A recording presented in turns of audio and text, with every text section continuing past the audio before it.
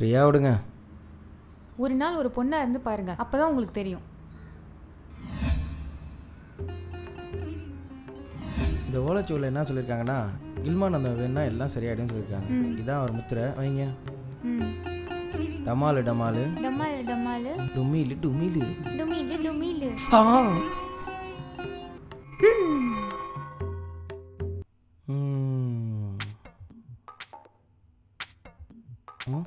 நீ ஏன் என் பக்கத்தில் உட்காந்துருக்க?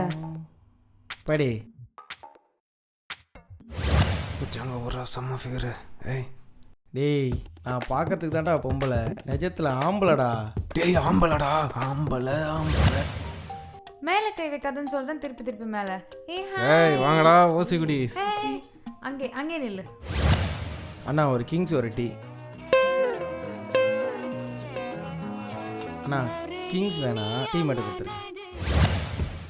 ஏய் உன்னை சொன்னல போட அப்படி. டேய் வெளியே போய் பேசு, முக்கியமான நேரத்தில் வந்த. டேய் என்ன ஏன்டா தடவற கம்முன்றா. டேய் என்னடா பார்க்குறீங்க? டேய் சி நீயா போட அப்படி. டேய் மாப்பிள்ள 20 HD வீடியோ கிடைச்சிருக்கு, சீக்கிரம் வா சீக்கிரம் வா. ஏச்சி போ குடிக்கலனா.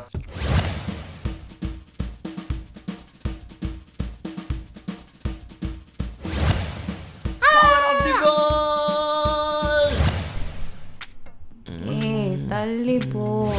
என்னடா ஒரே பசங்க மெசேஜாக இருக்கு. அவங்கவுங்களா இருந்தால் தான் கரெக்டு. அடுத்தவங்களா மாறணும்னு நினச்சோனாலே கஷ்டம்தான். ஆமாம். பழையபடி மாறிடலாமா? ஃபைன், சரி சொல்லு.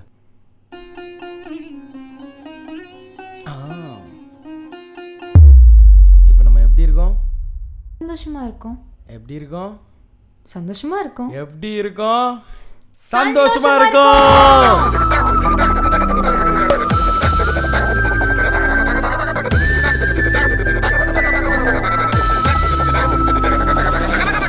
இப்போ நம்ம பெய்ட் ரிவ்யூவில் பார்க்க போகிற படம் போகன்.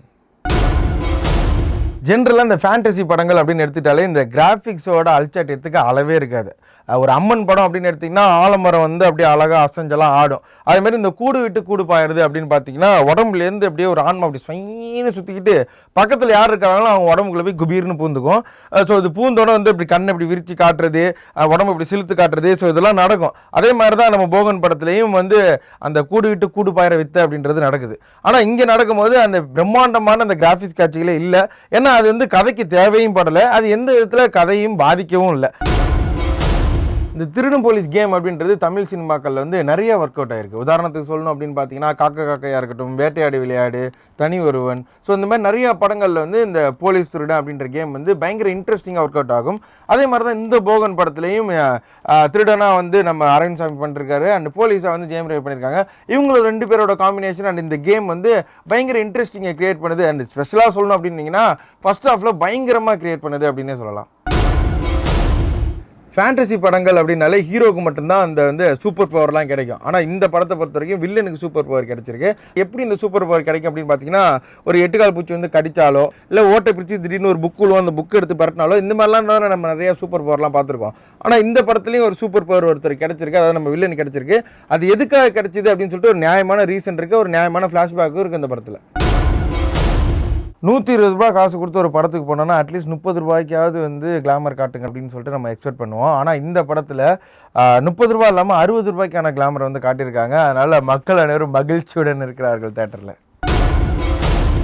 டபுள் ஹீரோ சப்ஜெக்ட்டுக்கான ஏற்ற கதைக்களம் அப்படின்னே சொல்லலாம். 2 ஹீரோஸ் இருந்தாலும் 2 பேத்துக்குமே ஈக்குவலான இம்பார்ட்டன்ஸ் கொடுத்துருக்காங்க. அண்ட் 2 கேரக்டருமே ரொம்பவே ஸ்ட்ராங்காக இருக்குது. அன்சிகா ஜெயம் ரவி நடித்த ரோமியோ ஜூலியட்டாக இருக்கட்டும், அரவிந்த் சாமி ஜெயம் ரவி நடித்த தனி ஒருவனாக இருக்கட்டும், இந்த 2 படமுமே வந்து ஒரு வெற்றி படங்களாக அமைஞ்சிருக்கு அப்படின்றது நம்ம எல்லாருக்குமே தெரியும். ஸோ அதே கூட்டணியில் திருப்பி அடுத்த படம் போகன் பண்ண போகிறாங்க அப்படின்ற போது ஒரு பயங்கரமான எக்ஸ்பெக்டேஷன் எல்லாரும் மத்தியிலையும் இருந்தது. இந்த போகன் படம் அந்த எக்ஸ்பெக்டேஷனை பூர்த்தி பண்ணியிருக்கு அப்படின்னே சொல்லலாம்.